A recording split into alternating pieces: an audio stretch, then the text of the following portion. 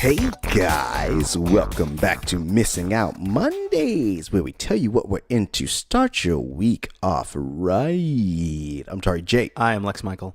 And so today I am into... I don't know if I've talked about Killing Eve on this podcast before. I don't believe you have, but then again...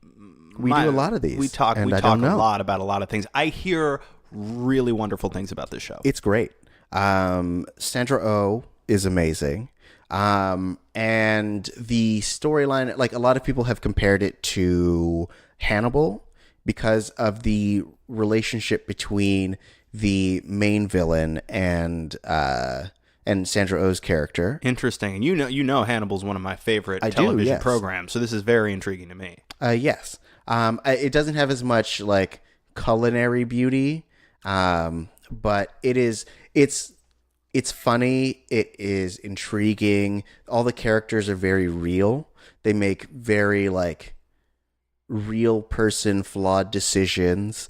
There's a level of intrigue in terms of because the main premise is that Sandra Oh is brought in to chase down a female serial killer who turns out to be an assassin. Okay.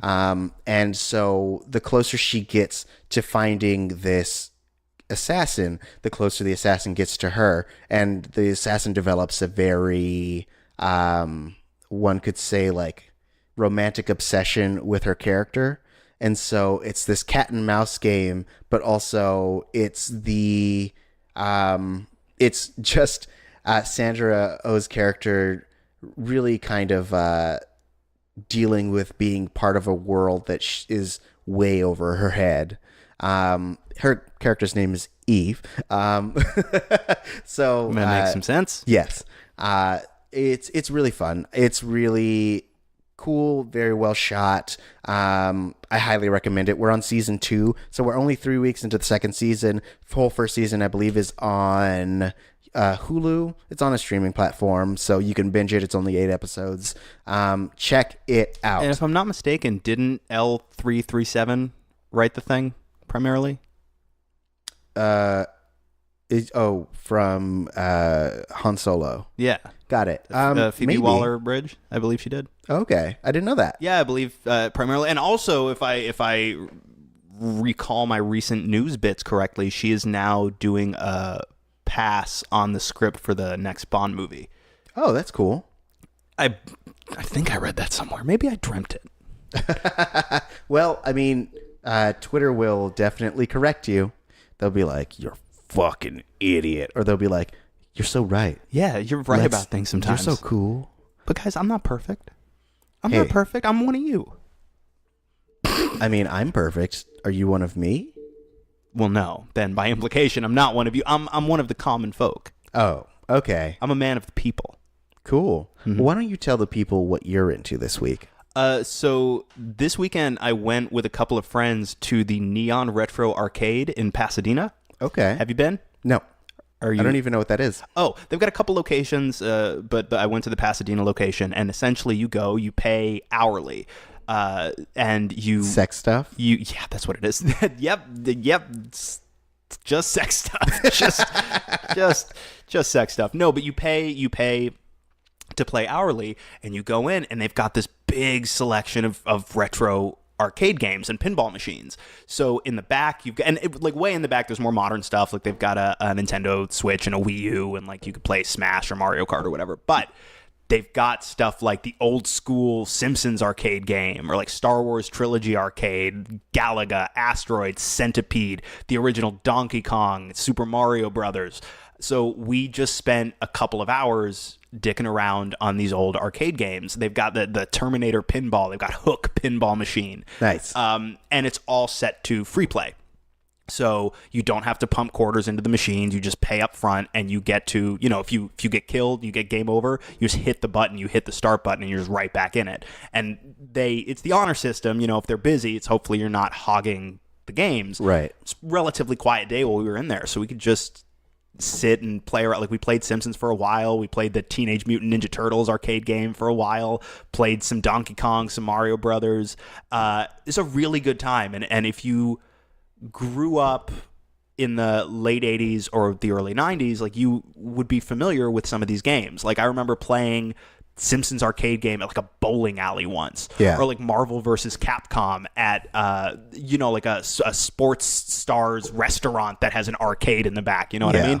And it's been years now since I've seen any of these in person, so it was super fun to go check that out and spend like a couple hours just playing games that made me feel like I got zapped back into the past for a little bit.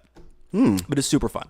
Yeah, I recommend it. It's pretty affordable. But if you have a nostalgic itch for those old arcade games, and I know they will occasionally swap games out, so I believe they'll be bringing different things in from time to time. But it super fun. I definitely recommend the experience if it sounds like it's your jam at all. But if you were like an arcade games kid back when, I can't recommend it enough. Nice. And what's it called for the people in the back? Neon Retro Arcade. And they do have a couple locations, but I went to the one in Pasadena. Awesome. It's right across the street from a nice pub where we went afterwards. I had some meat pies. It's pretty dope. We'll link it in the description. So if you're driving and you're like, I don't remember that, then you can just click the link and your phone will take you. But not while you're driving. Pull over. Right, of course. Or just wait till you get home. Or well, maybe wherever they are right now, they're like, that's a great idea. I'm turning this bitch around. Hell yeah. Fuck my wife and kids. What? They want us to have sex with their wife and kid? What? Why you gotta tell you know that's not what I mean. Oh, sorry. Selective hearing. Yeah. I guess I just heard what I wanted. But guys, what are you into? You know how to do it. You can let us know on Twitter at Missing Outcast, MissingOutcast. Let us know what you like. Also, tune in tomorrow. We're going to be talking about the 1981 David Cronenberg special, Scanners. So, join us. It's going to be super fun. We're going to talk about psychic stuff. We're going to talk about espionage. And we're going to talk about veiny faces. I think I sold them on that one. I was on the fence, and then I heard veiny faces. Heck yeah, because that's what you need. That's what everyone needs a little bit more of in their life. Them veiny faces. So yeah, hit us up. You can also hit us up on our personal social medias. Lex, where can they find you? I am on Twitter and Instagram at the Lex Michael. Awesome. I'm at Tauri Jay, TEORI-JAY. Same platforms. And we can't wait to see you tomorrow. Until then, have a wonderful day. I like the little bit of affirmation at the end. Yeah. I wasn't sure if I wanted to have a wonderful day, and you just kind of swooped in and were like, you should do it. And I was like, thank you. Thank you for being the wind beneath my wings today. Always. And now I'm back on the fence.